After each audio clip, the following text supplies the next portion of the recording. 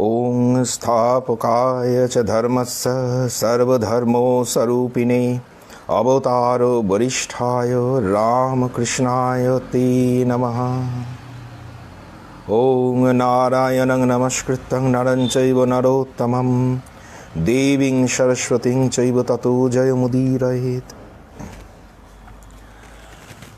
परम पूजनीय श्रीमद स्वामी सर्वेश्वरानंदजी महाराज एवं राम कल्याणी आद्या मंदिरेर सकल सन्यासी एवं ब्रह्मचारी और आपनारा जारा महाभारतेर चरित्रगाथा पर्याये पितामह भीष्मेर जीवनचरित आलोचना शुनते बसेছেন आपनादेर सकलके आमार आंतरिक श्रद्धा कृतज्ञता प्रणाम निवेदन करछि।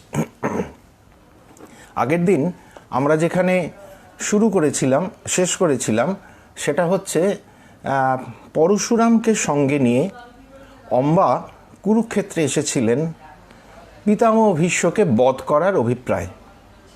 परशुरामेर संगे भीष्मेर युद्ध हयेछिलो, सेई युद्ध अमीमांसितभावे शेष हय, छेड़े देन एबं तारपर आमरा बोलेছিলাম अम्बा चले गेलेन तपस्यार जन्य और भीष्म चले गेलेन हस्तिनापुरे। एरपर कि घटल प्रथमे अम्बार कथाटा एकटू बोले निये तारपर आमरा भीष्मेर प्रसंगे ढुकছি, कारण अम्बार घटनागुलो भीष्मेर जीवनेर संगे विशेषभावे जड़ित, सेगुलो एकटू जानार प्रयोजन आछे भविष्यतेर जन्य। ताई अम्बा प्रसंगटा संक्षेपे एकटू सेरे निচ্ছি। संक्षेप माने जा आमरा मोटामुटी पाई आर कि तथ्य যতটা যা পাই সেটাই আপনাদের কাছে নিবেদন করছি। अम्बा कुरुक्षेत्र छेड़े चले गेलेन যমুনার तीरे, निजेई एकटा आश्रम बानिये तपस्या करते शुरू करलेन। खावा दावा नेই, स्नान नेই, वस्त्र परिवर्तन नेই, एकभावे तिनि तपस्या करे चलेছেন। तार आत्मीय स्वजनरा एसे ताके बारण करছে एत कठोर तपस्या करते, किन्तु तिनि शुनছেন ना, कोनो भ्रूक्षेप करছেন ना। बहुदिन धरे तपस्या चलल तारपर तिनि तीर्थ भ्रमणे बेरोलेन, बेश किछु तीर्थे गेलेन। तीर्थबासी तपस्वीरा तार এই कठोर कष्टकर जीवन देखे व्यथित हलेन। तारा बोललेन এই कष्टकर कठोर व्रत त्याग करते। अम्बा बोललेन आमी कोनो स्वर्गलाभेर जन्य এই तपस्या करछि ना, युद्धे भीष्मके हत्या करे तबेई आमार शांति, तार जन्यई आमार जीवन भर এই दुर्भोग। मेये हये जन्मेও आमी स्वामी सुख पेलाम ना, देखते पेलाम ना। आमार अवस्थाटा हयेছে একটা ক্লিবের মতো। মেয়েদের কোমল স্বভাব আর আমার ভালো লাগছে না। আমি পুরুষ হতে চাই, পুরুষ, যাতে ভীষ্মকে আমি মেরে ছাড়তে পারি। অম্বার এই কথাগুলো তার জীবন আলোচনার প্রেক্ষিতে তাকে বোঝার ক্ষেত্রে বিশেষ গুরুত্বপূর্ণ। তার মনে হয়েছে তার জীবনটা নারীর মতো নয়, পুরুষের মতোও নয়। ওই জন্য বলছেন যে আমার জীবনটা যেন ক্লিবের মতো, না নারী না পুরুষ। কেন না, তিনি রাজার ঘরে জন্মেছেন, পরমা সুন্দরী তিনি, কিন্তু স্বামী সংসার তার ভাগ্যে জুটল না। অর্থাৎ নারীত্বের যা লক্ষণ বৈশিষ্ট্য প্রাপ্তি তার সেটা ঘটেনি। আর পুরুষের মতো শক্তি বা সামাজিক প্রতিষ্ঠা তার নেই বলে তিনি তার আপন ক্ষমতা এবং অধিকার কোনোটাই অর্জন করতে পারেননি। এমনকি সেটা না পাওয়ার দুঃখে যে প্রতিশোধ নিতে এলেন সেটাও চরিতার্থ করতে পারলেন না। তা নারী জীবনের প্রতি অম্বার যেন ঘৃণা ধরে গেছে। পুরুষ প্রধান সমাজে তিনি একজন সার্থক পুরুষ হয়ে উঠতে চান। স্ত্রীভাবে পরিনির্বিন্না পুংস্তার্থে কৃতনিশ্চয়া, মহাভারতকার বলছেন। অর্থাৎ মানসিকভাবে এটাই অম্বার নপুংসকত্ব, নৈব স্ত্রী ন পুমানিহ। মহাভারতকার বলছেন অম্বার কঠোর তপস্যায় তুষ্ট হয়ে ভগবান মহাদেব তাকে বর দিয়েছেন পুরুষ হওয়ার, কিন্তু সেটা এ জন্মে না অন্য কোনো জন্মে সেটা মহাভারতে স্পষ্ট করে বলা নেই। এবং কিভাবে তিনি এই পুরুষত্ব প্রাপ্ত হবেন সেটাও স্পষ্ট নয়। এরপরেই বলা আছে অম্বা আগুনে আত্মাহুতি দিয়েছিলেন।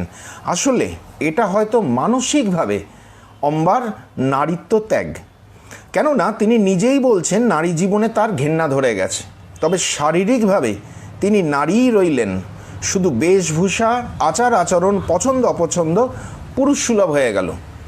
আমরা এমন দৃষ্টান্ত তো দেখি এখনও, যে আত্মপ্রতিষ্ঠার জন্য, আত্মরক্ষার জন্য যে সকল মেয়েরা লড়াই করছে, কারণ তারা কোনো এক সময় দেখা যাচ্ছে যে পুরুষদের হাতে অত্যাচারিত হয়েছে, অপমানিত হয়েছে, সেই জন্য আত্মরক্ষা এবং আত্মপ্রতিষ্ঠার তাগিদে তারা পুরুষদের যে কর্ম অর্থাৎ শক্তি অর্জন সেইটির দিকে মনোনিবেশ করছেন, তাদের আদব কায়দা বেশভূষা রপ্ত করছেন, এমনকি ক্যারাটে, কুস্তি এইসবও করছেন, লাঠি খেলা এইসব শিখছেন। এগুলো দরকার, কারণ যা সমাজের অবস্থা আপনারা সকলেই জানেন, নারীদের এই শক্তি অর্জন বিশেষ প্রয়োজন। তাদের লড়তে গেলে, বেঁচে থাকতে গেলে সুস্থ সুন্দরভাবে, সবার নয় কিন্তু বেশিরভাগ বা অনেকেরই এটা প্রয়োজন। অম্বার কিন্তু সেটাই মনে হয়েছে, অম্বার ব্যাপারটাই কিন্তু তাই। অর্থাৎ তার নারী সুলভ মানসিকতাকে তিনি এখানে আগুনে পুড়িয়ে ছাই করে দিলেন। এক্ষেত্রে রাজর্ষি হত্রবাহন, যার কথা আগের দিন আলোচনা করছিলাম, তার একটা বিশেষ ভূমিকা আছে মনে হয়। স্পষ্ট করে বলা নেই মহাভারতে, কিন্তু আমাদের মনে হয় তিনি অম্বার মাতামহ আর সৃঞ্জয় বংশের সন্তান, পরশুরামের মিত্র। যে সৃঞ্জয় বংশের আর এক সন্তান হচ্ছেন পাঞ্চালরাজ দ্রুপদ, সেই সৃঞ্জয় বংশের সন্তান। তা তিনি কথা দিয়েছিলেন অম্বাকে যে আমি তোর ভার নিলাম, তোর দুঃখ আমি দূর করব, তুই আমার আশ্রয় থাকবি। তিনি অম্বার সঙ্গে পরশুরামের যোগাযোগ করেই দিয়েছিলেন, এবং যে পরশুরামকে সঙ্গে নিয়ে অম্বা এসেছিলেন ভীষ্মবধের আকাঙ্ক্ষায়, কিন্তু সেটা ফলবতী হয়নি। হয়তো তিনি অম্বাকে সমর্পণ করেছিলেন পাঞ্চালরাজ দ্রুপদের কাছে। হত্রবাহন এবং দ্রুপদ যেহেতু এক বংশের সন্তান, তাই আমাদের এটা অনুমান। আমরা মহাভারতেই দেখছি দ্রুপদের পুত্র আকাঙ্ক্ষায় মহাদেবের কাছে বর প্রাপ্তির কথা। মহাদেব বলছেন তোমার প্রথম একটি কন্যা হবে এবং সেই ভবিষ্যতে পুরুষত্ব লাভ করবে। জন্মের সময় সে কন্যা হবে, পরে সে পুরুষ হবে। বড় অদ্ভুত কথা। দেখুন, আমরা অনেক কিছু প্রার্থনা করি ভগবানের কাছে, সেটা হয়তো আমাদের ক্ষেত্রে ঠিক উপযুক্ত নয়, আমাদের যেটা প্রাপ্য সেটা তা নয়। আমরা জানি না আমাদের কি পাওনা, কি প্রাপ্য, সেটা না বুঝে আমরা প্রার্থনা করি, আকুলভাবে করলাম, কিন্তু সেটা করতে গিয়ে দেখা গেল করুণাময় ভগবান কৃপা করলেন, আর সেটা এমন একটা ব্যাপার ঘটল যেটা পুরোপুরি আমার ইচ্ছার মতো হলো না, আবার যেটা আমার প্রাপ্য ছিল সেটাও পুরোপুরি হলো না। এই যেমন দ্রুপদের হওয়ার কথা ছিল কন্যা, সে এমন প্রার্থনা করেছে আমার একটি পুত্র দিন, যার ফলে এমন একটা অদ্ভুত আশীর্বাদ তিনি লাভ করলেন, কন্যা হয়ে জন্মাবে, পরে সে পুরুষ হবে। তাছাড়া ভীষ্মকে অম্বা যেমন শত্রুরূপে দেখছেন, তেমনি দ্রুপদও কিন্তু দেখছেন, কারণ তার পরম শত্রু দ্রোণাচার্যকে ভীষ্ম আশ্রয় দিয়েছেন। ভীষ্মের প্রতি প্রতিশোধ স্পৃহাতেই দ্রুপদ মহাদেবের কাছে বর প্রার্থনা করেছিলেন, এটা মহাভারতে লেখা আছে। অর্থাৎ অম্বা এবং দ্রুপদের লক্ষ্য মিলে গেল এক বিন্দুতে। আর এখানে অনুঘটকের কাজ করলেন ওই রাজর্ষি হত্রবাহন। অম্বা দ্রুপদের ঘরে আশ্রয় পেলেন। মহাভারতকার জানাচ্ছেন দ্রুপদের বুদ্ধিমতী স্ত্রী তার এই প্রথম সন্তানটিকে পুত্র বলে প্রচার করলেন সর্বত্র। তার আগে তাদের কোনো ছেলেপুলে ছিল না, অপুত্রক ছিলেন, এই প্রথম প্রচার করলেন। এবং বোঝাই যাচ্ছে রাজবাড়ির ব্যাপার সাধারণ জনসাধারণ যারা, তারা সবটা জানতে পারে না। কিছুদিন পর হয়তো জানালো, এসব রাজাদের ব্যাপার। বেশ বড় অবস্থায় প্রকাশিত হলেন ওই অম্বা দ্রুপদের আশ্রয় থেকে, যে এই আমার ছেলে, এইভাবে তিনি প্রকাশ করলেন। আর দ্রুপদের পক্ষে সেটা বলা সহজ হয়েছিল, কারণ পুত্ররূপেই তার চেহারা, হাবভাব, পোশাক পরিচ্ছদ সব কিছু অম্বার, এবং তার নাম রাখলেন শিখণ্ডী। এই সংবাদ পৌঁছে গেল ভীষ্মের কাছে। তিনি কিন্তু অবাক হয়ে গেলেন, কারণ গুপ্তচর মারফত এবং দেবর্ষি নারদের কাছে তিনি আগেই জেনেছেন যে অম্বা আশ্রয় পেয়েছেন দ্রুপদের গৃহে। আর এই সংবাদে ভীষ্ম সন্তুষ্ট হয়েছেন যে যাক, মেয়েটির খুব কষ্ট হচ্ছিল, আমার কারণেই হয়তো হলো, তাই এবার একটা আশ্রয় পেয়েছে, খুব ভালো, সন্তুষ্ট হয়েছিলেন শুনে। কিন্তু যখন শুনলেন যে দ্রুপদের ঘরে যে আশ্রয় পেয়েছে সে নারী নয়, পুরুষ, তখন কিন্তু অবাক হয়ে গেলেন। সে তো সম্পূর্ণ তো নারী, তাকে হঠাৎ পুরুষ বলে কেন প্রচার করা হচ্ছে সেটা তার বোধগম্য হলো না। তিনি এই শিখণ্ডীরূপী অম্বাকে স্বাভাবিকভাবেই নারী হিসেবেই গণ্য করতেন, যেটা কিনা প্রকৃত সত্য।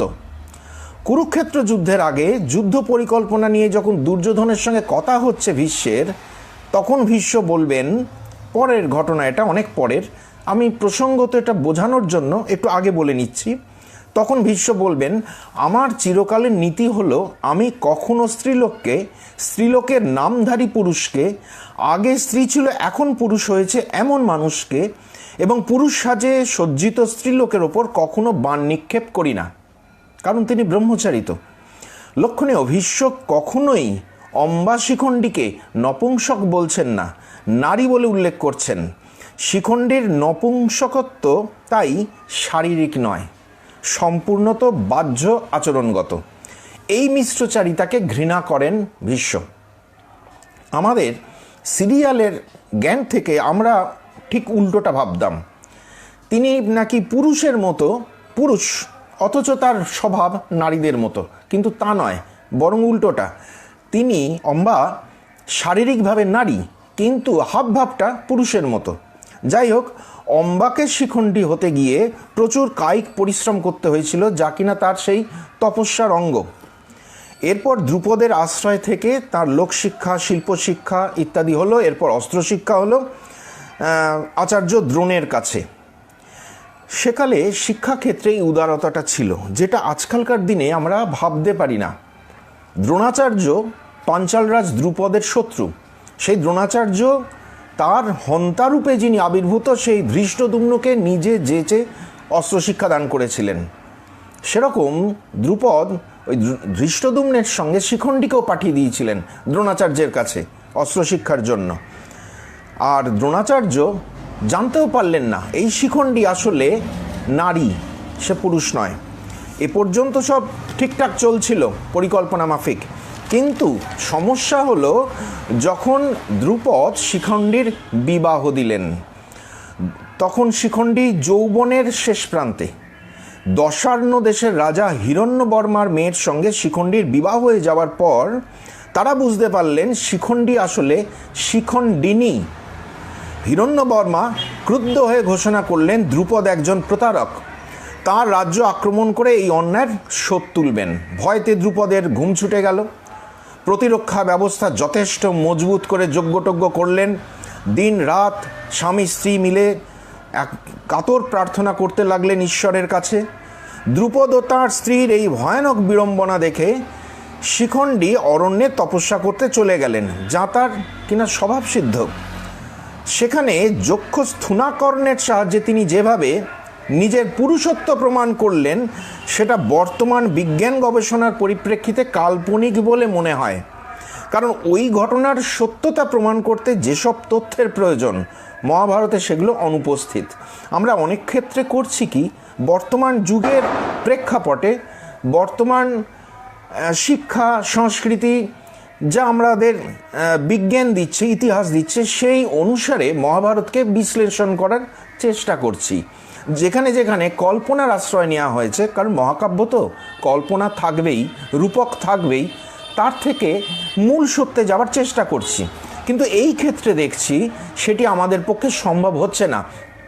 তার কারণ এখানে যে তথ্যের প্রয়োজন আছে এই পুরুষত্ব প্রমাণের ক্ষেত্রে, তেমন তথ্য মহাভারতে নেই। তাই ওই প্রসঙ্গে এড়িয়ে যাচ্ছি গিয়েও, কিন্তু এটা প্রমাণ করাই যায় মহাভারতের সূত্র থেকেই যে অম্বার আচার আচরণ, ভাবনা চিন্তা, শিক্ষা সংস্কার সব কিছুর মধ্যে পুরুষ সুলভ লক্ষণ প্রকাশিত হয়েছিল বলেই দ্রুপদের পক্ষে শিখণ্ডীকে পুরুষ বলে প্রচার করতে কোনো অসুবিধে হয়নি। তিনি ধৃষ্টদ্যুম্নের সঙ্গেই শিখণ্ডীকেও অস্ত্রবিদ্যার জন্য পাঠিয়ে দিয়েছিলেন দ্রোণাচার্যের কাছে। সে সময় কুরু রাজকুমাররা সেখানে অস্ত্রশিক্ষা করছেন। শিখণ্ডী বেশ ভালো অস্ত্রবিদ্যা আয়ত্ত করেছিলেন। দুর্যোধন বা পাণ্ডবরা কেউ জানতেই পারেনি সে আসলে পুরুষই নয়। যুদ্ধের ঠিক আগে ভীষ্মের মুখে এই রহস্যময় অতীত ইতিহাস শুনে অবাক হয়ে গেছিলেন দুর্যোধন। আসলে শিখণ্ডী যে একজন আদতে নারী সেটা শুধু ভীষ্মই তখন জানতেন। তিনি আগাগোড়া নজর রেখেছিলেন অম্বা শিখণ্ডীর গতিবিধির ওপর। শিখণ্ডী দ্রুপদের কাছে থেকে সম্মানজনক আশ্রয় পেয়ে একটা ভদ্রস্থ জায়গায় আসাতে ভীষ্ম স্বস্তি পেয়েছিলেন। একজন নারী তার মৃত্যুবান হাতে নিয়ে অপেক্ষা করে আছে অধীর আগ্রহে তাকে হত্যা করবে, এটা ভীষ্মের কাছে একেবারে গুরুত্বহীন। কারণ তিনি ভালো করে জানেন এ পৃথিবীতে কেউ অমর নয়, আর ক্ষত্রিয় জীবনের সার্থকতাই হলো যুদ্ধক্ষেত্রে দেহত্যাগ করার। সুতরাং অম্বা তাকে মারবে কি মারবে না এই নিয়ে তার কোনো আগ্রহই নেই। আর অম্বা তখনই সে সুযোগ পাবে যখন কিনা ইচ্ছামৃত্যুর অধিকারী ভীষ্ম তাকে সেই সুযোগটা দেবেন। যতই তপস্যা করুন অম্বা, ভীষ্মকে বধ করতে গেলে তাঁরই মুখাপেক্ষী হয়ে থাকতে হবে অম্বাকে।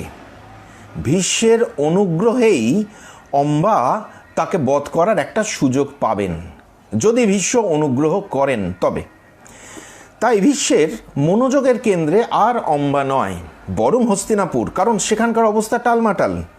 যে বিচিত্র বীর্যের জন্য ভীষ্ম বারাণসী থেকে পাত্রী নিয়ে এলেন এবং ঝামেলায় জড়িয়ে গেলেন, এমনকি জীবন বিপন্ন হতে পারত ওই পরশুরামের সঙ্গে যুদ্ধে, সেই বিচিত্র বীর্য এতই অকৃতজ্ঞ স্বার্থপর ভোগী যে একবারও ভীষ্মের পাশে দাঁড়ানোর প্রয়োজন বোধ করলেন না।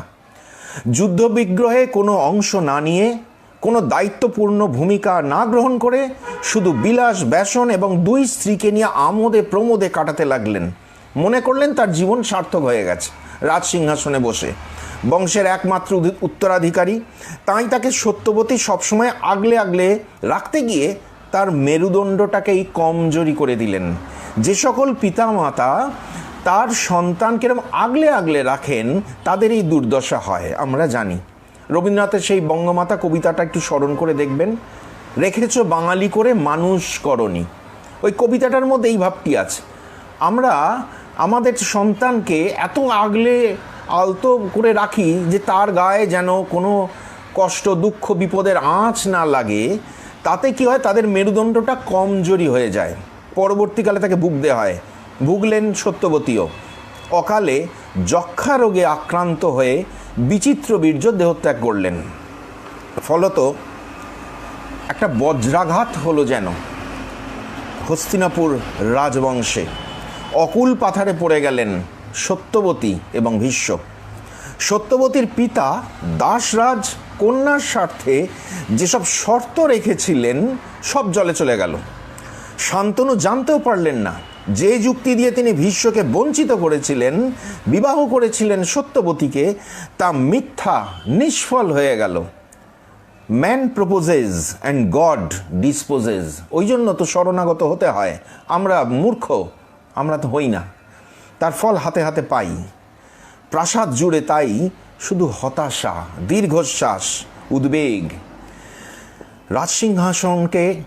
রিক্ত রাজসিংহাসনকে সাক্ষী রেখে রাজকার্য চালিয়ে যেতে লাগলেন ভীষ্ম।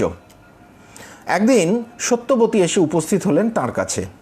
বললেন, মহারাজ শান্তনুর দুই পুত্রই যেহেতু মারা গেল, তাই তার পিণ্ডদাতা হিসেবে তো তুমিই শুধু রইলে। তা তাঁর সাম্রাজ্য রক্ষা ও সন্তান পরম্পরা রক্ষার দায় তো তোমার। একথা ভেবেই তোমার কাছে আমার একটা প্রস্তাব আছে। আমি ধর্মসঙ্গত কথাই তোমায় বলবো, আর তুমি তো জানো কোনটা ধর্ম কোনটা অধর্ম। দেখো, তোমার ছোট ভাই বিচিত্রবীর্য সন্তানহীন অবস্থাতেই স্বর্গারোহণ করলো। আমাদের তো আর কোনো বংশধারা রইল না। তা আমার ইচ্ছা, ওর দুই পত্নীর গর্ভে নিয়োগ প্রথার সাহায্যে তুমি সন্তানের জন্মদান করো। সেকালের প্রথা অনুসারে কোনো বিশিষ্ট বংশে, প্রধানত রাজবংশে, এই নিয়মটি ছিল নিয়োগ প্রথার, বংশধারা রক্ষা করার জন্য। কারণ তখন রাজতন্ত্রের যুগ, রাজসিংহাসন খালি রাখা যায় না। একজন কেউ সিংহাসনে না থাকলে রাজ্যে অরাজকতা আসবে। সুতরাং সন্তান প্রয়োজন রাজ পরিবারের ক্ষেত্রে, অপুত্রক অবস্থায় থাকা যায় না। সেকালে অনেক রাজাকেই দেখছি অপুত্রক থাকলে খুব তারা প্রার্থনা করছেন, চেষ্টা চরিত্র করছেন যাতে তার সন্তান হয়। তা এক্ষেত্রে তো দেখা যাচ্ছে আগে এখানে তো কোনো সন্তান নেই, এই বংশ রক্ষা করার কেউ নেই, সেই জন্য খুব চিন্তা সত্যবতীর, বড় স্বাভাবিক। আর সেকালেরই নিয়ম ছিল, গুরুজনেরা, সংসারের গুরুজনেরা তারাই এটা স্থির করতেন, কোনো বিধবা রমণী যদি অপুত্রক থাকেন, মানে বংশধারা রক্ষার ক্ষেত্রে যদি কেউ না থাকে, তাহলে সেই বিধবা রমণীর গর্ভে সন্তান জন্মদানের জন্য প্রথমে ভাসুর বা দেওরকেই নিয়োগ করতে হয়। এটা তখনকার দিনের প্রচলিত নিয়ম ছিল, মনে রাখবেন, এটা 5000 বছর আগেকার কথা, এখনকার সঙ্গে মেলাতে যাবেন না। সে সময় এটা ছিল, সেই কালের প্রয়োজন অনুসারে এই রীতি চালু হয়েছিল। তা সেই হিসেবে সত্যবতীর প্রস্তাবটা অধর্ম নয়, ধর্মসঙ্গত। কিন্তু ভীষ্মের কাছে তো এটা পরিহাসের। যার জন্য ভীষ্ম ব্রহ্মচর্য রক্ষার প্রতিজ্ঞা করেছিলেন, সেই সত্যবতী তাকে এই প্রস্তাব দিচ্ছেন। এভাবেও বাণবিদ্ধ হন ভীষ্ম। তবে এই প্রথম নয়, এর আগেও হয়েছে, ভবিষ্যতেও হবেন। এইভাবেই হন তিনি বাণবিদ্ধ সারা জীবন ধরে। ভীষ্ম শান্তভাবে বললেন, মা, কুলধর্মের নিয়মে তোমার এই বিচার স্বাভাবিক, কিন্তু আমার প্রতিজ্ঞার কথাও তো তুমি জানো। তোমার জন্যই তো আমি সেই প্রতিজ্ঞা করেছিলাম, আমি তো কোনো অবস্থাতে তার লঙ্ঘন করতে পারি না। সত্যবতী বললেন, তোমার প্রতিজ্ঞার কথা আমি জানি, আর এটা আমার যে কারণে, আমার কারণেই হয়েছে সেটাও জানি, কিন্তু এখন যে বড় বিপদ আমাদের পুত্র, কুলধর্ম, রাজধর্ম সব তো বিফলে চলে গেল। মহাভারতকে যদি আমরা 3টি পর্বে বিভক্ত করি, আদি, মধ্য, অন্ত, তাহলে আদি পর্বের নায়ক অবিসংবাদিতভাবে ভীষ্মই। হস্তিনাপুরকে দুর্গতির মধ্যে তিনি পড়তে দেবেন না। সত্যবতীর প্রস্তাবকে সবিনয় অগ্রাহ্য করলেও তার দুশ্চিন্তাটুকু আত্মগত করে নিয়ে ভীষ্ম বললেন, কোনো ঋষি বা ব্রাহ্মণ, সৎ ব্রাহ্মণকে দিয়ে কাজ করানো যেতে পারে, প্রয়োজন হলে অর্থ ব্যয় করতেও অসুবিধে নেই। সত্যবতী তার পুত্র মহর্ষি ব্যাসের কথা বললেন। ভীষ্মের আপত্তির কোনো কারণ ছিল না। যথাসময়ে অম্বিকার গর্ভে ধৃতরাষ্ট্র, অম্বালিকার গর্ভে পাণ্ডু এবং এক দাসীর গর্ভে জন্মালেন বিদুর। একটু বড় হতেই তাদের অভিভাবকত্বের সমস্ত দায়িত্ব নিজের হাতে তুলে নিলেন ভীষ্ম, কারণ আর কেউ নেই দেখার। তাদের বেদ, বেদাঙ্গ, স্মৃতি, ইতিহাস সব ভীষ্মই পড়ালেন। অস্ত্র শিক্ষা দেওয়া, শ্রম, ব্যায়াম সব তিনি নিজের হাতে করলেন। ধৃতরাষ্ট্র অন্ধ ছিলেন বলে ভীষ্ম তাকে অস্ত্রশিক্ষা দিতে পারলেন না, কিন্তু প্রভূত পরিশ্রম এবং ব্যায়ামের মাধ্যমে তাকে অত্যন্ত শক্তিমান পুরুষে পরিণত করলেন। পাণ্ডু এবং বিদুর সমস্ত বিদ্যাই আয়ত্ত করল। যথাসময়ে রাজসিংহাসনে বসলেন পাণ্ডু, কারণ ধৃতরাষ্ট্র অন্ধ ছিলেন। বিদুর হলেন প্রধানমন্ত্রী। অন্ধত্বের কারণে সিংহাসনে বসতে না পারায় ধৃতরাষ্ট্রের মনে যে আক্ষেপ ছিল সেটা বুঝতেন ভীষ্ম। তার প্রতি একটু সমবেদনা, স্নেহ সবসময় ছিল ভীষ্মের। এই নতুন প্রজন্মের হাতে রাজকার্য ভালোভাবেই চলছিল। কিছুকাল পর বিদুরকে ডাকলেন ভীষ্ম। তার ধর্মনিষ্ঠা, নীতিজ্ঞান, নিরপেক্ষ দৃষ্টিভঙ্গি ভীষ্মকে মুগ্ধ করেছিল। তাই ভীষ্ম তার ধর্ম এবং রাজনৈতিক জ্ঞান সব উজাড় করে দিলেন বিদুরকে। আর বিদুরও গুরুর মতো শ্রদ্ধা করতেন ভীষ্মকে। ভীষ্ম বিদুরকে বললেন, আমাদের এই প্রসিদ্ধ রাজবংশ এখন সকল রাজবংশের সেরা। আমাদের পূর্বপুরুষরা এই রাজ্যকে যথাযথভাবে রক্ষা করে এসেছেন। এই মহান বংশ যাতে কোনোভাবে লুপ্ত না হয়ে যায় তা দেখার দায়িত্ব আমাদের। বিচিত্রবীর্যের মৃত্যুর পর যখন এই বংশ লুপ্ত হয়ে যেতে বসেছিল, তখন আমি, মাতা সত্যবতী এবং কৃষ্ণদ্বৈপায়ন ব্যাস 3 জনে মিলে বংশের কুলতন্তুগুলো পুনঃসংস্থাপন করেছি। এখন তোমায় আমায় মিলে চেষ্টা করতে হবে যাতে এই বংশ বিস্তার লাভ করে। ভীষ্ম ইতিমধ্যেই ব্রাহ্মণ সজ্জনদের কাছে সংবাদ পেয়েছিলেন রূপে গুণে অসাধারণ 3 রাজকন্যার কথা। একজন গান্ধার রাজকন্যা গান্ধারী, যিনি আমরা জানি মহাদেবের কাছ থেকে শতপুত্রের জননী হওয়ার আশীর্বাদ লাভ করেছিলেন। দ্বিতীয়জন যদুবংশের কন্যা বসুদেবের ভগিনী কুন্তী, যিনি মহর্ষি দুর্বাসার কাছে আশীর্বাদ পেয়েছিলেন দেবপুত্রের জননী হওয়ার। এবং তৃতীয়জন মদ্ররাজ কন্যা মাদ্রী। এই তিনজন যে এই বংশের পক্ষে সবচেয়ে উপযুক্ত এবং পরম আদরণীয় হবে তা ভীষ্মের বুঝতে বাকি রইল না। তাদের কথা বিদুরকে জানিয়ে ভীষ্ম মতামত জানতে চাইলেন তার কাছে। তিনি চাইছেন বংশের হালটা এবার বিদুর ধরুক, স্বাধীনভাবে ভাবনা চিন্তা করুক। বিদুর বললেন ভীষ্ম তাদের সকলেরই গুরু, অভিভাবক, তার মতই সকলের পক্ষে শুভকর হবে। ভীষ্ম গান্ধারীকে ভেবেছিলেন ধৃতরাষ্ট্রের জন্য এবং কুন্তী ও মাদ্রীকে পাণ্ডুর জন্য। আমরা জানি পাণ্ডুর জন্মানোর পর ব্যাসদেব বলেছিলেন যে এই সন্তান পাণ্ডুবর্ণ হবে। এই পাণ্ডুবর্ণতাটা কোনো রোগ নয়, হয়তো সেটা সন্তান জন্মদানের অক্ষমতাও হতে পারে, কোনো গবেষক তাই বলছেন। তা সেটা হয়তো ভীষ্ম বুঝতে পেরেছিলেন, তাই তার জন্য তিনি কুন্তীর কথা ভাবলেন, যিনি কিনা প্রয়োজনে দুর্বাসার মন্ত্র বলে দৈব উপায়ে পুত্র লাভ করতে পারেন। কুন্তী যে স্বয়ংবর সভায় পাণ্ডুকেই বড়মাল্য দিলেন, সেটা মনে হয় কুন্তীর পিতা কুন্তীভোজের সঙ্গে আগে থাকতেই যোগাযোগ করে রেখেছিলেন ভীষ্ম। তবে এসব আমাদের কিন্তু অনুমান, মহাভারতে এরকম কিছু লেখা নেই। পাণ্ডুর সঙ্গে কুন্তীর বিবাহের 1 মাস পরেই ভীষ্ম নিজে গিয়ে মদ্ররাজকে বলেছিলেন তার কন্যাকে পাণ্ডুর দ্বিতীয়া পত্নী হিসেবে পেতে চান। মদ্ররাজ সানন্দে রাজি হয়েছিলেন। কুন্তীর পরেও কেন আরেকজন পত্নীর কথা ভাবলেন ভীষ্ম, এক্ষেত্রেও আমাদের অনুমান ভরসা। আমাদের ধারণা দৈবকৃপার অধিকারিণী কুন্তীকে পত্নী রূপে পেয়ে পাণ্ডুর মনে যদি কোনো হীনমন্যতা আসে, তার পৌরসত্বে আঘাত লাগে, তাই হয়তো পাণ্ডুর জন্য দ্বিতীয় স্ত্রীর কথা ভেবেছিলেন ভীষ্ম। আর আমরা দেখিও পাণ্ডু কুন্তীর চেয়ে মাদ্রীকে বেশি ভালোবাসতেন। তবে পাণ্ডুর আগে ধৃতরাষ্ট্রের বিবাহ দিলেন ভীষ্ম গান্ধারীর সঙ্গে। গান্ধারীর চারিত্রিক গুণের সঙ্গে তার ওই শতপুত্রের জননী হবার আশীর্বাদটা ভীষ্মকে বেশি আকর্ষণ করেছিল, কারণ তার অতীত অভিজ্ঞতা তো বড় করুণ। তিনি গান্ধাররাজ সুবলের কাছে দূত প্রেরণ করলেন এবং সেই দূতকে বলে দিলেন এই ধৃতরাষ্ট্র যে অন্ধ, কোনোদিনও সিংহাসন পাবে না, সে কথা যেন স্পষ্টভাবে জানায়। সুবল, মহারাজ সুবল যেন স্বাধীনভাবে নিজের ইচ্ছা মতো সিদ্ধান্ত নিতে পারেন, কোনো সমস্যা নেই। ভীষ্ম রাজা সুবলের কাছে প্রার্থনা করছেন। এই বিনয় এবং সততা অত্যন্ত জরুরি প্রার্থনার ক্ষেত্রে, ভীষ্ম এটা জানেন। অনেকে বলে থাকেন গান্ধার রাজের সঙ্গে নাকি ভীষ্মের কঠোর ব্যবহার ছিল, যার প্রতিশোধ নিতে শকুনির আগমন হয়েছিল, কিন্তু এই তথ্য আমার অন্তত জানা নেই।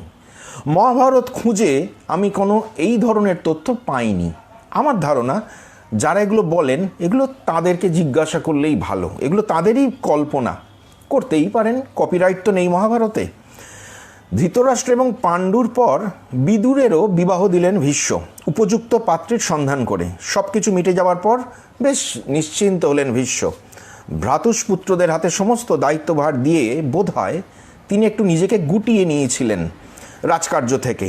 এই সময় কোনো এক দুর্বোধ্য কারণে পাণ্ডু ধৃতরাষ্ট্রকে রাজ্য সামলানোর সব ভার দিয়ে 2 পত্নীকে নিয়ে চলে গেলেন আর অরণ্যবাসী হলেন, অরণ্যে চলে গেলেন হিমালয়, এবং কিছুকাল পর জানিয়ে দিলেন যে রাজকার্যে তার আর আগ্রহ নেই, তিনি প্রব্রজ্যা গ্রহণ করছেন। এরও কিছুকাল পর শতশৃঙ্গ পর্বত থেকে খবর এলো পাণ্ডুর এক পুত্রের জন্ম দিয়েছেন যুধিষ্ঠির। আর এই সংবাদে ঈর্ষান্বিত হয়ে গর্ভপাত করে ফেললেন গান্ধারী। ব্যাসদেব এসে গান্ধারীর পরিত্যক্ত মাংসপিণ্ডকে বিশেষ সুরক্ষায় রেখে ভীষ্ম আর বিদুরকে বলে গেলেন জ্যেষ্ঠত্বের কারণে ভবিষ্যতে যুধিষ্ঠিরেরই আসন লাভ করার কথা, সিংহাসন। এই সহজ সত্যটা ব্যাসের আলাদা করে জানানোর কারণ কি, সেটা নিশ্চয়ই অনুমান করতে পেরেছিলেন প্রজ্ঞাবান ভীষ্ম। আর এর 1 বছর পর ওই মাংসপিণ্ড থেকে দুর্যোধন ও তার ভাইদের জন্ম হলে ধৃতরাষ্ট্র তড়িঘড়ি করে সভা ডেকে যে প্রশ্ন করলেন ভবিষ্যতে যুধিষ্ঠিরের পর তার ছেলে রাজা হবে কি না, তখন ভীষ্মের বুঝতে আর কিছু বাকি রইল না। কেন? ব্যাসদেব এই কথা বলেছিলেন। তার চিত্তাকাশে নিশ্চয়ই সেদিন দুশ্চিন্তার কালো মেঘ দেখা গেছিল। বিদুর তো পরিষ্কার বলে দিলেন যেহেতু এই পুত্রের জন্মের পরেই নানা দুর্লক্ষণ দেখা যাচ্ছে, তাই এই পুত্র বংশের পক্ষে মঙ্গলকর হবে না, এখনই একে পরিত্যাগ করা উচিত। ভীষ্ম নিজে কোনো কথা না বললেও বুঝতে পারছিলেন ভবিষ্যতে ধৃতরাষ্ট্র এবং এই নবজাতককে নিয়ে সমস্যা হতে পারে। ভীষ্ম হয়তো ধৃতরাষ্ট্রের প্রতি স্নেহবশত মমতাবশত এই কঠোর সত্য উচ্চারণ করতে পারেননি। তবে মনে হয়, এটা আমাদের মনে হয়, তিনি ধৃতরাষ্ট্রকে বোঝাতে পারতেন এ ধরনের ভাবনা চিন্তা করাটা ঠিক নয়, এটা বিভেদের সৃষ্টি করে, কিন্তু তিনি কিছু এসব বলেননি। আসলে ভীষ্মেরও তখন বয়স হয়ে গেছে। এই বৃদ্ধ বয়সে সংসারের সব খুঁটিনাটি বিষয় মন দিতে ইচ্ছে কিন্তু করে না। তাই দুর্যোধন রাজকীয় মর্যাদা এবং যত্নে বড় হচ্ছিলেন। তার হাবভাব ভীষ্মের নজর এড়িয়ে যাবার কথা নয়। যুধিষ্ঠিরের বয়স যখন 16 বছর হলো, তখন এক দুঃখজনক ঘটনা ঘটল। পাণ্ডু মারা গেলেন। কুন্তী ও তার পঞ্চপুত্র আশ্রমবাসী মুনি ঋষিদের সঙ্গে চলে এলেন হস্তিনাপুরে। এই সংবাদে ভীষ্মের অবস্থা কেমন হয়েছিল মহাভারতে কিন্তু সেটি লেখা নেই। দেখা যাচ্ছে ধৃতরাষ্ট্রের নির্দেশে বিদুর যখন পাণ্ডুর অন্ত্যেষ্টিক্রিয়া শ্রাদ্ধ শান্তি করছেন, সেখানে ভীষ্মও রয়েছেন এবং তিনি পঞ্চপাণ্ডব এবং বিদুরের সঙ্গে মাঝে মধ্যেই তাকে দেখছি তিনি কাঁদছেন, বেদনাহত হৃদয়, হওয়াই স্বাভাবিক। এরপর ব্যাস এসে যখন তার মা সত্যবতীকে জানালেন সুখের সময় শেষ হয়ে গেছে, ভবিষ্যতে নানা অন্যায় অনাচারে ভরে উঠবে এই সংসার, সে কথা শুনে সত্যবতী বানপ্রস্থে যাওয়ার সিদ্ধান্ত নিলেন। এ কথা নিশ্চয়ই ভীষ্মও শুনেছিলেন। ব্যাসের প্রস্তাব মতো সত্যবতী অম্বিকা ও অম্বালিকাকে নিয়ে বানপ্রস্থে যাওয়ার আগে বিদায় নিতে এলেন তার সকল সুখ দুঃখের সাথে ভীষ্মের কাছে। সত্যবতী চলে গেলেন ব্যাসের সঙ্গে, কিন্তু যেতে পারলেন না ভীষ্ম, যাঁর আত্মত্যাগে একদিন এই ধীবর কন্যা এই প্রখ্যাত রাজবংশের রাজরানী হতে পেরেছিলেন। ভীষ্ম কখনো এভাবে চলে যেতে পারেন না, বিশেষত যখন হস্তিনাপুরের ভাগ্যাকাশে দুর্যোগের মেঘ দেখা দিয়েছে। তাকে যে থাকতে হবে, তার পিতার ইচ্ছাকে মর্যাদা দিয়ে বংশটাকে রক্ষা করতে হবে। হস্তিনাপুর থেকে ভীষ্মের কিছু তো পাওয়ার নেই, কোনো প্রাপ্তির আকাঙ্ক্ষাও তার নেই। তাই অপ্রাপ্তির বেদনা সত্যবতীর থাকলেও ভীষ্মের নেই। তবে তিনি ধৃতরাষ্ট্র বিদুরের ওপর সব ভার দিয়ে নিজেকে একটু গুটিয়ে নিয়েছিলেন, কারণ একজন মানুষের পক্ষে চিরকাল কর্তৃত্ব ফলিয়ে যাওয়া কখনো উচিত নয়, বরং পরবর্তী প্রজন্মকে তৈরি হওয়ার সুযোগ গড়ে দিতে হয়। বটগাছের ছাওয়ায় ছোট গাছ কখনো বড় হতে পারে না, ভীষ্ম সেটি জানতেন। নিজেকে সরিয়ে নেওয়ার ফলেই হয়তো ভীষ্ম জানতেও পারলেন না ইতিমধ্যেই ভীম তাকে বিষ খাইয়ে মেরে ফেলতে চেয়েছে দুর্যোধন। তবে তিনি ভাবছিলেন যে কুলগুরু কৃপাচার্যের কাছে যে এই রাজকুমার অস্ত্র শিক্ষা করছে, আরও ভালো কোনো অস্ত্র শিক্ষকের কাছে যদি এদেরকে দেওয়া যায়। এই সময় তিনি খবর পেলেন কৃপাচার্যের শ্যালক দ্রোণের কথা শুনলেন, যার অস্ত্রবিদ্যার কথা তখন অনেকেই জানেন, ভীষ্মও জানেন। দ্রোণকে ডেকে পাঠালেন তিনি। দ্রোণ তার কাছে এসে তার জীবনের আদ্যপান্ত সমস্ত কথা নিবেদন করলেন। গুরুর আশ্রমে দ্রুপদের সঙ্গে তার বন্ধুত্বের কথা, পরে দ্রুপদের সেই বন্ধুত্ব অস্বীকার করে অপমানের কথা, এবং দ্রুপদের ওপর প্রতিশোধ স্পৃহাতেই এই হস্তিনাপুরে অস্ত্রগুরু হওয়ার আকাঙ্ক্ষায় যে তিনি এসেছেন সে কথাও সব কিছু মন দিয়ে শুনলেন ভীষ্ম। তিনি ইতিহাসবেত্তা, তিনি জানেন বহুকাল আগে এই পাঞ্চালরা কুরুবংশ থেকেই বেরিয়ে আলাদা হয়ে গিয়েছিল। তারপর উভয় বংশের মধ্যে একটা শত্রুতার জন্ম হয়েছিল, যুদ্ধও হয়েছিল দূর অতীতে। বর্তমানেও সেই সম্পর্কটা খুব একটা ভালো নয়। উপরন্তু যে অম্বা ভীষ্মকে বধ করার জন্য পরশুরামকে নিয়ে উপস্থিত হয়েছিলেন, সেই অম্বাকে আশ্রয় দিয়েছে ওই পাঞ্চাল রাজ দ্রুপদ, যিনি কিনা ভীষ্মকে শত্রুরূপেই দেখেন। তাই পাঞ্চালের শত্রু দ্রোণকে আচার্যরূপে গ্রহণ করতে বিশেষ চিন্তা করতে হলো না ভীষ্মকে। অধিকন্তু দ্রোণের অস্ত্রবিদ্যার তখন প্রবল খ্যাতি। ভীষ্ম বললেন দ্রোণকে, আপনি এখন খাওয়া দাওয়া করুন, বিশ্রাম করুন, সমস্ত কুরুবংশ জানবেন আপনার পাশেই আছে। আপনি এখন থেকে কুরু রাজকুমারদের অস্ত্র শিক্ষা দেবেন। কৃপাচার্য তাঁর স্থানেই সম্মানের সঙ্গে থাকবেন, এই নিয়ে কোনো চিন্তা করবেন না। আপনি ধরে নিন আপনার প্রতিজ্ঞা পূরণ হয়ে গেছে। ভীষ্ম দ্রোণের জন্য উত্তম ভোজন ও বাসস্থানের ব্যবস্থা করলেন, প্রভূত অর্থ আহার্য গাভী দান করলেন। আর আচার্য দ্রোণ খুশি মনে রাজকুমারদের অস্ত্রবিদ্যা দিতে শুরু করলেন কয়েকদিন পর থেকেই। অস্ত্র শিক্ষা চলাকালীন পাণ্ডবদের সঙ্গে কৌরবদের যে একটা খটাখটি লাগতো, দুর্যোধনের সহায়তায় কর্ণ অর্জুনের প্রতি বিদ্বেষ এবং ঈর্ষার মনোভাব পোষণ করত এ খবর ভীষ্ম পাচ্ছিলেন, আর নিজের চোখেই সেটা দেখলেন অস্ত্রশিক্ষার প্রদর্শনকালে। ভীমের সঙ্গে দুর্যোধনের যে গদাশিক্ষার কসরত হলো সেটা পারস্পরিক আক্রোশে গিয়ে দাঁড়ালো। কর্ণ যেভাবে অনাহুতের মতো এসে অর্জুনকে চ্যালেঞ্জ জানালো এবং দুর্যোধন কারো মতামতের তোয়াক্কা না করে তাকে অঙ্গরাজ্যের রাজা করে দিলেন, এটা মোটেই ভালো লাগেনি ভীষ্মের। এই নিয়ে তিনি তখন কিছু কাউকে বললেন না, কারণ রাজ্যের জনগণ সেখানে উপস্থিত আছে, সেটা শোভনীয় নয়। পরে অবশ্য তিনি ধৃতরাষ্ট্রকে সতর্ক করতে পারতেন, কিন্তু কেন করলেন না সেটা আমাদের জানা নেই। তবে কর্ণের অসৌজন্যমূলক আচরণ এবং তাকে দুর্যোধন যে তাকে অঙ্গরাজ্য দান করলেন সেটা যে তিনি কিছু বললেন না, মনে হয় কুন্তির কথা ভেবেই। প্রসঙ্গত বলে রাখা ভালো, কুন্তির বিবাহের আগে তাঁর সম্পর্কে যেসব কথা ভীষ্ম শুনেছিলেন ব্রাহ্মণ ঋষিদের মুখে এবং পরবর্তীকালে নারদের মুখে, সেখানে কর্ণের জন্মবৃত্তান্ত শুনে থাকতে পারেন। পরে আমরা জানতে পারি নারদ কর্ণের জন্মবৃত্তান্ত ভীষ্মকে জানিয়েছিলেন, কিন্তু সেটা কোন সময় জানিয়েছিলেন এটা বলা নেই মহাভারতে। আমাদের ধারণা এই সময় তিনি জেনে গেছেন কর্ণের জন্মবৃত্তান্তের কথা। তা কুন্তির পুত্র বলেই হয়তো কর্ণকে ওই রঙ্গস্থলে ভীষ্ম কিছু বলেননি, পরেও বলেননি, স্নেহ সমবেদনা বশত। এতে কুন্তির সম্মানহানিও হতো, আর পুত্র বধূতুল্য কুন্তির ব্যক্তিগত জীবন নিয়ে তার পক্ষে বলা শোভনীয় নয়, সম্ভবও নয়। কিন্তু এটা বেশ বুঝতে পারলেন কর্ণকে পাশে পেয়ে দুর্যোধনের দৌরাত্ম এবার বেড়ে যাবে, জ্ঞাতিবিরোধ প্রকট হবে। তবে যুধিষ্ঠিরের যৌবরাজ্যে অভিষেক ভালোভাবে মিটে যাওয়ায় ভীষ্ম নিশ্চিন্ত হলেন। তিনি এরপর থেকে রাজকার্য পরিচালনায় আর বিশেষ জড়াতে চাইছিলেন না। ফলে জানতেও পারলেন না দুর্যোধন, কর্ণ, শকুনি, দুঃশাসন মিলে পাণ্ডবদের যতুগৃহে জীবন্ত অগ্নিদগ্ধ করে মারার ষড়যন্ত্র করেছে।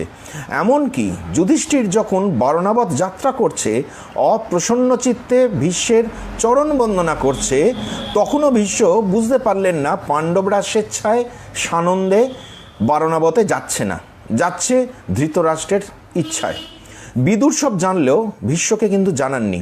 তাহলে ভীষ্মের আপত্তিতে যুধিষ্ঠিরের বারণাবত যাত্রা স্থগিত হয়ে যেত, আর দুর্যোধনের বদমতলবটা কেউ জানতেও পারত না। আর রাজার আদেশকে অমান্য করা বিদুরের পক্ষে সম্ভব নয়, তিনি ভীষ্মকেও জানালেন না। পাণ্ডবদের রক্ষার দায়িত্বটা বিদুর নিজের কাঁধে তুলে নিলেন।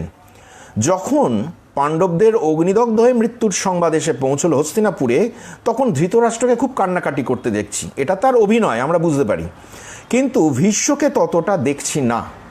হয়তো তখন তিনি বিদুরের কাছ থেকে আসল সংবাদটি পেয়ে গেছেন এবং নিশ্চিন্ত হয়েছেন যে পাণ্ডবরা বেঁচে আছে। কিন্তু জনসাধারণের মধ্যে যে আলোড়ন সৃষ্টি হলো, তারা যে দুর্যোধন ধৃতরাষ্ট্রকে তীব্র ধিক্কার দিতে লাগলো, তার মধ্য থেকে ভীষ্ম বাদ গেলেন না।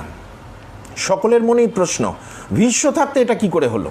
অর্থাৎ কেউই ধৃতরাষ্ট্র দুর্যোধনের অন্যায় আচরণের সঙ্গে ভীষ্মকে মেলাতে পারছে না। ভীষ্ম তাদের কাছে একটা আলাদা স্থানে রয়েছে। রাজবাড়ির ভেতরের সংবাদ তো তারা জানে না, তাই ভীষ্মকে যে তারা ধিক্কার দিচ্ছে সেটা প্রকৃত সত্য না জেনেই। কিন্তু রাজবাড়ির ভিতরের সংবাদ যিনি জানেন, সেই যুধিষ্ঠির এই পরিস্থিতিটা অন্যভাবে দেখছেন। যতুগৃহে ভীম যখন তাকে বললেন, আমরা আগেই যতুগৃহটা জ্বালিয়ে দিয়ে চলে যাই না, তাহলেই তো কোনো বিপদের সম্ভাবনা থাকবে না, তখন যুধিষ্ঠির বললেন, আমাদের পালিয়ে যাওয়া চলবে না, আমরা এখানেই থাকব, সতর্ক হয়ে থাকব। আমাদের জন্য তৈরি বাড়ি যদি আমরা পুড়িয়ে দিয়ে চলে যাই, তাহলে পিতামহ যেমন আমাদের ওপর হয়তো রাগ করবেন না, কিন্তু দুর্যোধনের প্রতিও তো বিমুখ হবেন না। যদি পুরোচন জ্বালিয়ে দেয় এই যতুগৃহ, তাহলে পুরোচনের নিয়োগকর্তা হিসেবে দুর্যোধনের ওপর তিনি ক্রুদ্ধই হবেন। অর্থাৎ বোঝা যাচ্ছে ভীষ্মের ক্রোধের মূল্য তখনও আছে। তিনি আপন মহিমায় ওই রাজসভাতে নিজের আসনে বসে আছেন। যুধিষ্ঠির ভীষ্মের সেই ক্রোধাগ্নির সহায়তাটা পেতে চাইছেন। আর হস্তিনাপুরে যে তখন কি ঘটছে, কার কীরকম প্রতিক্রিয়া, ওই ধৃতরাষ্ট্রের কান্নার কথাটুকু বাদ দিয়ে আর কিছুই মহাভারতের কবি আমাদের জানাননি। সুতরাং আমরা জানতেও পারছি না এই সংবাদে ভীষ্ম কিংবা ওদিকে দুর্যোধন শকুনিদের প্রতিক্রিয়া কী হয়েছিল আমাদের জানার উপায় নেই।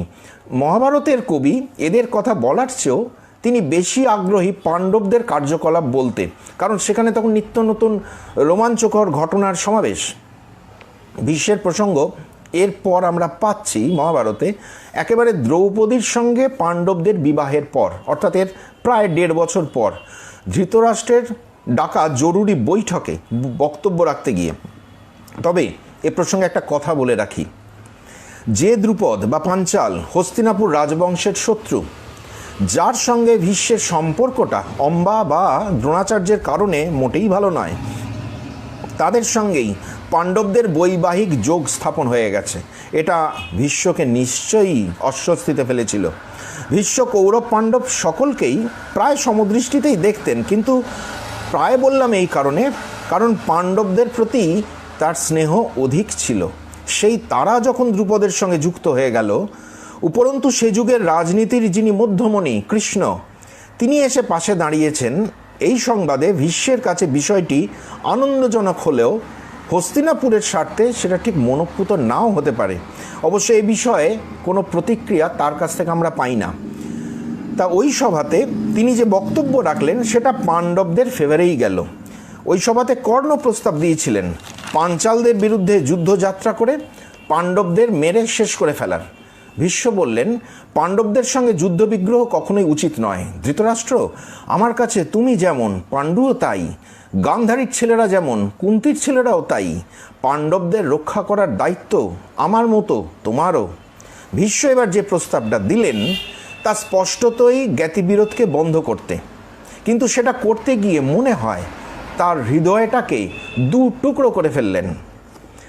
ধৃতরাষ্ট্রকে তিনি বললেন, তুমি পাণ্ডবদের ডেকে তাদের কুরুরাজ্যের অর্ধেক শাসন তাদের হাতে তুলে দাও। দুর্যোধনকে বললেন, শোনো দুর্যোধন, তুমি যেমন এই রাজ্যকে তোমার পৈতৃক উত্তরাধিকার ভাবছ, তেমনি পাণ্ডবরাও ভাবছে এ রাজ্যে তাদেরও অধিকার আছে। বিশেষ করে তাদের পিতাই যখন এ রাজ্যের রাজা ছিল, তারা এ রাজ্যের অধিকার না পেলে তুমি বা সেটা পাবে কি করে? তাছাড়া তুমি তো আইন অনুসারে এ রাজ্য পাওইনি। ভীষ্ম বলতে চাইলেন, এই রাজ্যের মনোনীত রাজা ছিলেন পাণ্ডু। তিনি ধৃতরাষ্ট্রকে রাজার দায়িত্বভার দিয়ে বনগমনে চলে গেছিলেন। সেক্ষেত্রে ধৃতরাষ্ট্র একজন কার্যনির্বাহী রাজা। সেকালের আইন অনুসারে পাণ্ডুর মৃত্যুর পর যুধিষ্ঠিরেরই সিংহাসন লাভের কথা, উপরন্তু তিনি আবার জ্যেষ্ঠ সন্তানও। কিন্তু বাস্তবে সেটা হয়নি। যুধিষ্ঠির তার প্রাপ্যের কানাকড়িটুকুও তখনও পায়নি। বর্তমান পরিস্থিতিতে তাদের প্রাপ্য রাজ্যাংশ দিয়ে দেওয়া উচিত। এর অন্যতা হলে সেটা মঙ্গলকর হবে না, বরং নিন্দনীয় হবে। ভীষ্ম আরও বললেন, দুর্যোধন, কীর্তি মানুষের প্রধান শক্তি। কীর্তিহীন মানুষের জীবনটাই নিষ্ফল। তুমি কীর্তি রক্ষায় সচেষ্ট হও। মানুষকে ততদিনই জীবিত বলা যায় যতদিন সে তার কীর্তিকে রক্ষা করতে পারে। তুমি তোমার মহান পূর্বপুরুষদের গৌরব গাথা বিস্মৃত হয়েও না, বরং তার অনুসারী কাজ করো। এই বংশের উপযুক্ত ধর্মযুক্ত কাজ করো। ভাগ্যবশেই আজ কুন্তি এবং তার ছেলেরা বেঁচে আছে। পাপাত্মা পুরোচন ব্যর্থ হয়ে মরেছে, ভালোই হয়েছে। যেদিন থেকে আমি শুনেছি পাণ্ডবরা অগ্নিদগ্ধ হয়ে মারা গেছে, সেদিন থেকে আমি লোকসমাজে মুখ দেখাতে পারছি না। জেনে রেখো দুর্যোধন, যতুগৃহ দাহের ষড়যন্ত্রের জন্য রাজ্যের একটা লোকও পুরোচনকে দায়ী করছে না, দায়ী করছে তোমাকে। তোমার মনে রাখা উচিত, পাণ্ডবরা বেঁচে আছে দেখতে পেলে তোমার দুর্নামই ঘুচবে, আর তারা বেঁচে থাকতে স্বয়ং দেবরাজ ইন্দ্রেরও ক্ষমতা হবে না তাদের ন্যায্য অধিকার কেড়ে নেয়। এ রাজ্যের ওপর তোমার এবং পাণ্ডবদের অধিকার সমান হলেও প্রধানত তারাই ধার্মিক, সকলেই একতাবদ্ধ, শক্তিশালী। সুতরাং যদি নীতিসম্মত কাজ করতে চাও, যদি আমার প্রিয় কাজ করতে চাও এবং সকলের মঙ্গল চিন্তা তোমার মনের মধ্যে থাকে, তাহলে অবিলম্বে পাণ্ডবদের জন্য অর্ধরাজ্যের অধিকার তুমি ছেড়ে দাও। ভীষ্মের কথাকে সমর্থন জানিয়ে দ্রোণ আরও কিছু প্রস্তাব দিলেন। তাদের প্রস্তাব মনোপুত না হওয়ায় কর্ণ তীব্র প্রতিক্রিয়া ব্যক্ত করলেন।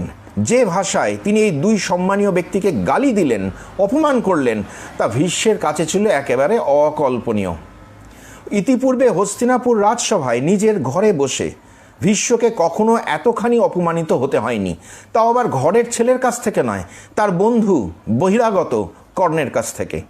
কর্ণ অনেক অপমানকর কথার মধ্যে ধৃতরাষ্ট্রকে এমন কথাও বললেন, আপনি অর্থ দিয়ে সম্মান দিয়ে যাদের পুষছেন তারা সবসময় এমন ভাব দেখায় যে তারা আপনার কত যেন মঙ্গলাকাঙ্ক্ষী, কিন্তু এদের মনে শুধুই বিষ।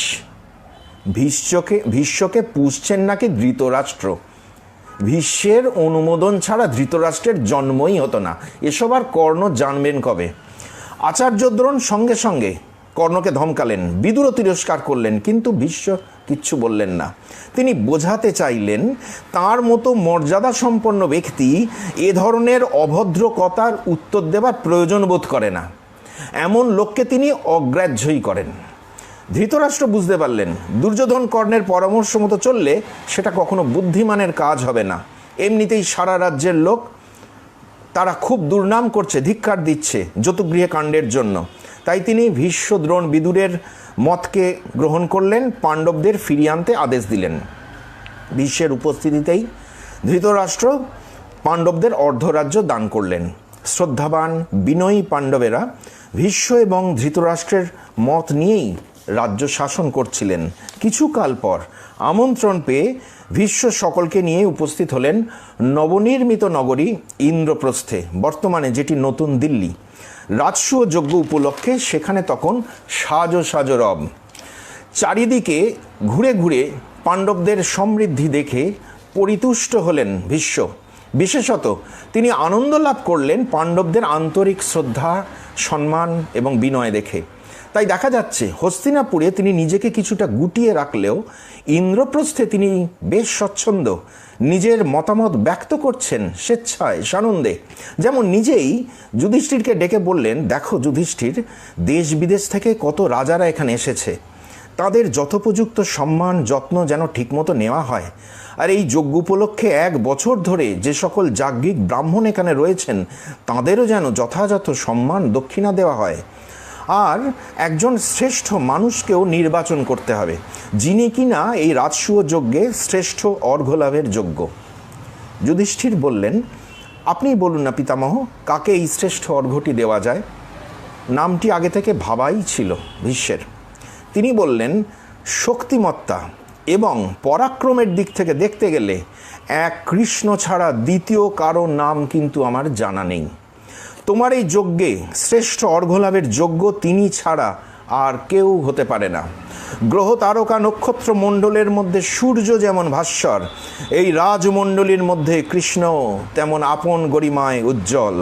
সূর্য যেমন সমস্ত তমসা নাশ করে, তুমি দেখো ওই কৃষ্ণ সমস্ত সভাগৃহটি আলো করে বসে আছে। যুধিষ্ঠিরের একেবারে মনের মতো কথা।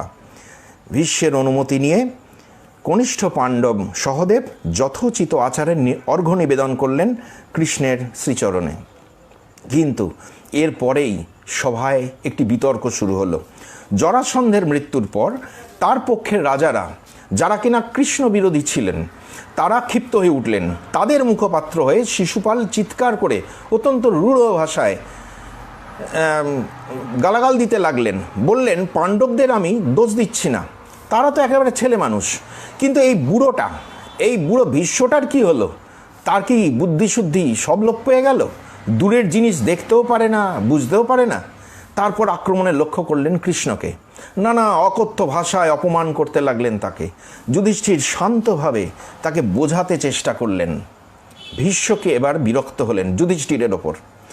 দৃঢ়কণ্ঠে যুধিষ্ঠিরকে বললেন, শোনো যুধিষ্ঠির, শিশুপালকে অনুনয় করা উচিত নয়। যে কৃষ্ণ পূজাকে অসঙ্গত বলে মনে করে না, তার সঙ্গে মধুর ভাষায় কথা বলা মানায় না। সারা দেশের সকল রাজা এখানে উপস্থিত আছেন, এখানে একজনকেও তো দেখছি না যিনি কৃষ্ণের পরাক্রমে পরাস্ত হননি। এই কৃষ্ণ শুধু আমাদেরই পূজনীয় নন, সমস্ত ত্রিভুবনের সকল প্রাণীরই তিনি পূজনীয়। ভীষ্ম দেখলেন শিশুপালকে উত্তর দেওয়ার একটা দায় তার আছে, কারণ তার কথাতেই তো যুধিষ্ঠির কৃষ্ণকে অর্ঘ্য প্রদান করেছেন। তাই এবার শিশুপালের দিকে মুখ ফেরালেন ভীষ্ম।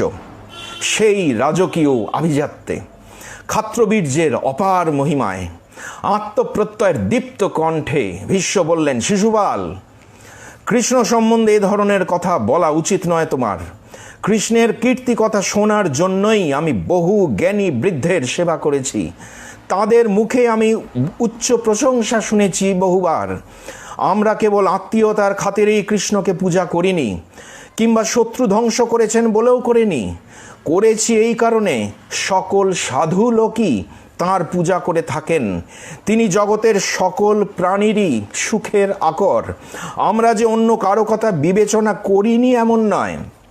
দেখেছি এখানে উপস্থিত সকল বয়োজ্যেষ্ঠ মান্যগণ্য ব্যক্তিদের মধ্যে তিনি যশে বীরত্বে শ্রেষ্ঠ, অপরাজেয়। কৃষ্ণ আমাদের কাছে পূজনীয় প্রধানত দুটি কারণে।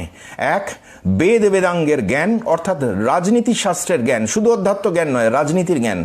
এবং দুই, অপরিমিত শক্তি। এছাড়াও বুদ্ধি, বিনয়, ধৈর্য, সন্তোষ, শ্রী, লজ্জা, বীরত্ব, দান, কার্যদক্ষতা, কীর্তি সবই কৃষ্ণে বর্তমান। তাই কৃষ্ণ আমাদের আচার্য, পিতা, গুরু এবং অর্ঘ্য প্রদানের যোগ্য পুরুষ।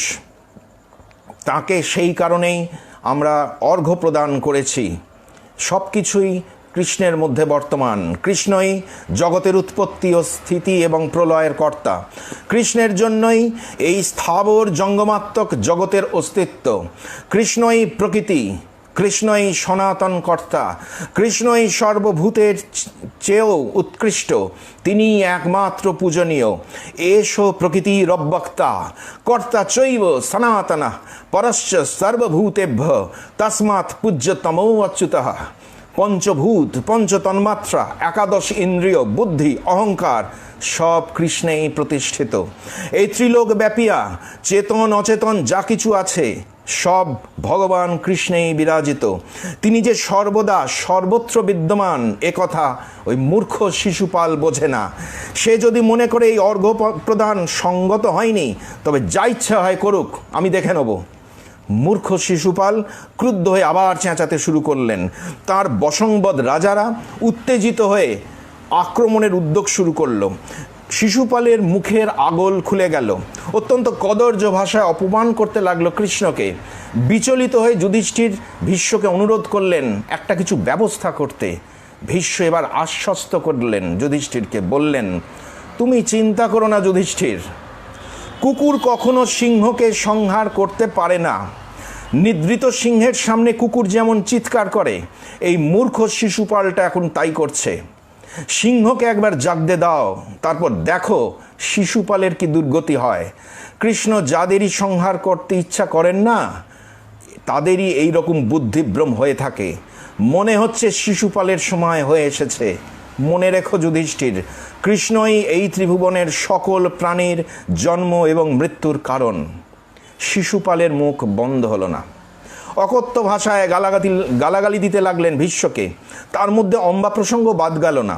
তার ব্রহ্মচর্য নিয়ে নানা কটূক্তি করল। ভীম প্রচণ্ড ক্রুদ্ধ হয়ে তাকে মারতে উদ্যত হলে ভীষ্ম তাকে কোনো মতে আটকালেন। বললেন, শোনো ভীম, এই শিশুপাল নানা অঙ্গবিকৃতি নিয়ে জন্মেছিল। ওর বাপমা ওকে মেরে ফেলার কথাই ভেবেছিল। তখন দৈববাণী হয়েছিল এই পুত্র মহাবলশালী হবে, ওকে ফেলে দেবেন না, ওকে পালন করুন। যার স্পর্শে ওর এই অঙ্গবিকৃতি দূর হবে, সেই কিন্তু ওকে বধ করবে, আপনারা নন। দেখা গেল বহু রাজরা স্পর্শ করলেও ওর কিছু হলো না। কিন্তু ওর মামাতো দাদা কৃষ্ণ যখন ওকে কোলে নিল, তখনই ওর সমস্ত বিকৃতি চলে গেল। তখন ওর মা কৃষ্ণের কাছে প্রার্থনা করেছিল ওর সকল অপরাধ ক্ষমা করে দেয় যেন। জানো ভীম, কৃষ্ণ সেদিন বলেছিলেন শিশুপাল শত অপরাধ করলেও তাকে তিনি ক্ষমাই করবেন। তা মনে হয় আমার এই অপরাধের পরিমাণ আজ শতকের কাছে চলে এসেছে। না হলে এই কুলাঙ্গারটার এত সাহস হয় কি করে? শিশুপালের অনুগামী অন্য রাজারা ক্রুদ্ধ হয়ে বলে উঠলেন, এই বুড়ো ভীষ্মটা পাপাত্মা, অহংকারী, ক্ষমার অযোগ্য। সকলে মিলে পশুকে যেভাবে হাত পা বেঁধে গলাটা নামিয়ে দিতে হয়, এই বুড়োটার তাই করা উচিত, অথবা মাদুরে জড়িয়ে পুড়িয়ে ফেলা উচিত। ভীষ্ম মুচকে হাসলেন, বললেন, দেখো রাজগণ, কথায় কথা বাড়ে, বৃথা এসব তর্ক করে কি লাভ? একটা কথা তোমাদের বলি, শোনো। তোমরা আমাকে পশুর মতোই হত্যা করো কিংবা মাদুর জড়িয়ে পুড়িয়ে মারো, তা এই আমি তোমাদের মাথার ওপর পা রেখে দাঁড়ালাম। আমি তো তোমাদের সামনেই রয়েছি, কৃষ্ণও রয়েছে। যার মরতে স্বাদ হয় তা চলে আসুক না সামনে, এগিয়ে আসুক, যুদ্ধে আহ্বান করুক কৃষ্ণকে। কৃষ্ণ তখন শান্ত হয়ে বসে আছেন, মুচকে মুচকে হাসছেন। আত্মপ্রত্যয়ের অটল পর্বতে দণ্ডায়মান ভীষ্ম মাটিতে পা ঠুকে দাঁড়ালেন চরম উপেক্ষায়। ভারতীয় রাজনীতিকে বহুযুগ ধরে তিনি দেখছেন, হাতের তালুর মতো তাকে চেনেন। শুধু বেদ বেদাঙ্গ বা রাজনীতিশাস্ত্রের বিপুল জ্ঞান নয়, আপন জীবনের বহু বিচিত্র অভিজ্ঞতার নিরিখে তিনি বুঝে গেছেন বর্তমান রাজনীতি প্রাচীনকালের সেই সহজ সরল রাজনীতি নয়। তার মধ্যে অনুপ্রবেশ করেছে অনেক জটিলতা, লোভ, মোহ, মাৎসর্য। তাই পুরনো ধ্যান ধারণা আঁকড়ে না থেকে ধর্ম রাজনীতির এক নতুন ব্যাখ্যা, নতুন তাৎপর্য, নতুন প্রায়োগিক রূপ প্রবর্তনের সময় এসে গেছে। তাঁর অতলান্ত দূরদৃষ্টিতে ধরা পড়েছিল কোনো জ্ঞানবৃদ্ধ স্থবির পুরুষ নয়, প্রজ্ঞার সঙ্গে বুদ্ধিমত্তা ও রাজনৈতিক চাতুর্যের অধিকারী নবীন প্রজন্মের সুস্থ সতেজ বাতাস কৃষ্ণকেই এখন ভারতীয় রাজনীতিতে বেশি প্রয়োজন। ভীষ্ম লক্ষ্য করেছিলেন কৃষ্ণ তাঁর চেয়েও অনেক বেশি শক্তিশালী রাজার বিরুদ্ধে যুদ্ধে জয়লাভ করেছেন, এবং সেটা রাজনৈতিক বুদ্ধিমত্তার জোরে। শুধু পেশির আস্ফালন কিংবা বিপুল সৈন্যবহর নিয়ে কোনো রাজা শ্রেষ্ঠত্ব লাভ করতে পারে না। তাহলে সদ্য নিহত জরাসন্ধই তো চক্রবর্তী সম্রাট হয়ে যেতেন। শুধুমাত্র বুদ্ধির চাতুর্যে একটি মানুষ কিভাবে অপ্রতিরোধ্য হয়ে উঠতে পারেন তার জ্বলন্ত দৃষ্টান্ত হলেন কৃষ্ণ। অন্য কেউ না বুঝলেও ভীষ্ম এটা স্পষ্ট বুঝতে পেরেছিলেন। অনেক বৃদ্ধকে দেখা যায় নবীন প্রজন্মকে স্বাগত জানাতে তারা দ্বিধা করেন, নিজেদেরকেই শ্রেষ্ঠত্বের আসনে সবসময় দেখতে চান বরাবর। কিন্তু ভীষ্ম এরকম সংকীর্ণ মনা ছিলেন না। শুধু তাই নয়, গভীর বিশ্বাস এবং উপলব্ধির ভূমিতে দাঁড়িয়ে ভীষ্ম স্থির সিদ্ধান্তে এসেছিলেন এই কৃষ্ণ মানুষই নন, নর শরীরে আবির্ভূত স্বয়ং ভগবান, নতুন যুগের নতুন সারথি। সমস্ত ঘটনার রাশ তাঁরই হাতে। বস্তুত এর আগে কৃষ্ণের অপার মহিমার কথা কোনো কোনো জায়গায় প্রচারিত হলেও সর্বরাজ সমক্ষে এমন উচ্চকণ্ঠে ভীষ্মই প্রথম ঘোষণা করেছিলেন। এরপর সেই অসাধারণ দৃশ্যটি সকলে অভিভূত হয়ে দেখেছিল। সুদর্শন চক্রে কৃষ্ণ মস্তক ছেদ করেছিলেন শিশুপালের। আরও একটি বিষয় লক্ষ্য করার মতো, ইন্দ্রপ্রস্থে এসে তিনি যে মর্যাদা, ভীষ্ম যে মর্যাদা, সম্মান এবং শ্রদ্ধা লাভ করলেন, পাণ্ডবদের ধর্মনিষ্ঠা ও পরাক্রম লক্ষ্য করলেন, তা তাকে গভীর তৃপ্তি দান করেছিল। এমন রাজশক্তির উত্থানিত তার কাম্য ছিল আপন বংশে। তিনি গর্বিত হয়েছিলেন তার বংশধরদের এই অসাধারণ কীর্তিতে। তাই তাকে রাজসূয় যজ্ঞে সানন্দে অংশগ্রহণ করতে দেখছি, রাজকীয় মর্যাদায় বিচরণ করতে দেখছি, প্রাণ ভরে স্বস্তির শ্বাস নিতে দেখছি। কেননা তিনি যেখানে থাকেন ওই হস্তিনাপুরে তার আর এক বংশধরের মধ্যে শুধুই লোভ, ঈর্ষা, হিংসা, বীভৎস প্রকাশ। তার দম বন্ধ হয়ে যায় যেন। কথা তিনি বেশি বলেন না, গুটিয়ে রাখেন নিজেকে। ইন্দ্রপ্রস্থ থেকে হস্তিনাপুরে তিনি এই তৃপ্তিটুকু নিয়ে ফিরেছিলেন যে তার মহান বংশের যোগ্য উত্তরসূরি এবার এসে গেছে। কিন্তু বিধাতা যে তার ভাগ্যে দীর্ঘদিন সুখে থাকার অবকাশ দেননি। তিনি যে যন্ত্রণা, অপমান, অসম্মানের শত শত তীরে বিদ্ধ হবেন সারা জীবন ধরে। কিছুদিন পরেই তিনি জানতে পারলেন দুর্যোধনের অন্যায় আবদারে মহারাজ ধৃতরাষ্ট্র পাণ্ডবদের আমন্ত্রণ জানিয়েছেন পাশা খেলার আসরে, এবং তার মতামতের অপেক্ষা না করেই একই সঙ্গে গভীর বেদনা এবং উদ্বেগে আচ্ছন্ন হয়ে গেল ভীষ্মের মন। কিন্তু মহাভারতের কবি এর কোনো সংবাদ আমাদের কাছে দেননি। ভীষ্মের প্রতিক্রিয়া কি হয়েছিল, ধৃতরাষ্ট্রকে তিনি কি বলেছিলেন, সেটা কিন্তু আমরা জানতে পারি না। পরবর্তীকালে ধৃতরাষ্ট্রের কথা থেকে শুধু এইটুকু জানতে পারি, পাশা খেলার বিরুদ্ধে তীব্র মত প্রকাশ করেছিলেন যারা, সেই ব্যাস, বিদুর, দ্রোণ, গান্ধারীর সঙ্গে ভীষ্ম রয়েছেন। অথচ ভীষ্ম চরিত্র বিশ্লেষণের ক্ষেত্রে এই সময় তার প্রতিক্রিয়া জানাটা আমাদের পক্ষে খুব জরুরি ছিল, কিন্তু মহাভারতে তার কোনো উল্লেখ নেই।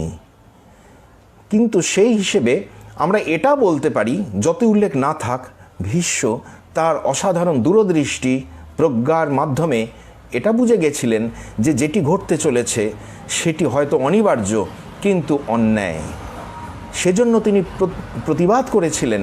তিনি তো গায়ের জোরে রাজার মুখটাকে বন্ধ করতে পারবেন না, রাজদণ্ডটাকে তো হাতে ধরে অন্যদিকে ঘোরাতে পারবেন না, বারণ করবেন, ধমকাবেন, এর বেশি তো তার অধিকারে নেই। তাই তাকে অপেক্ষা করে থাকতে হয় সেই দুর্বিষহ দৃশ্যটি দেখার জন্য।